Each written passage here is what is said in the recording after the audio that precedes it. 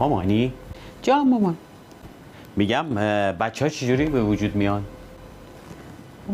والا اجازه بده خانم، من بهش توضیح میدم. اجازه بده. آره تو بهش توضیح بده. حتما برای شما هم پیش اومده که بچه‌هاتون همچین سوالی ازتون بپرسن. بهترین کار اینه که اجازه بدید خودش یه حدسی بزنه و بهش بگید که اون حدس درست بوده. توجه کنید. خب پسرم خودت چی فکر میکنی؟ خب به نظر من وقتی زن و شوهر با هم دیگه ازدواج میکنن میرن داخل اتاق خواب، بعد لباساشون رو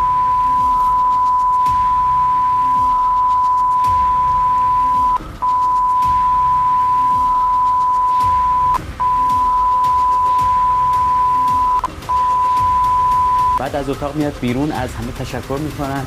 بعد 9 ماه مادر رو میبرن بیمارستان. وقتی وارد بیمارستان کردن بچه رو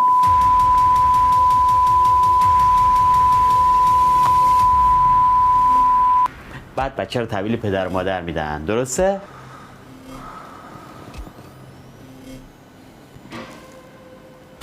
کنم درست. میدونستم همینه. خداحافظ.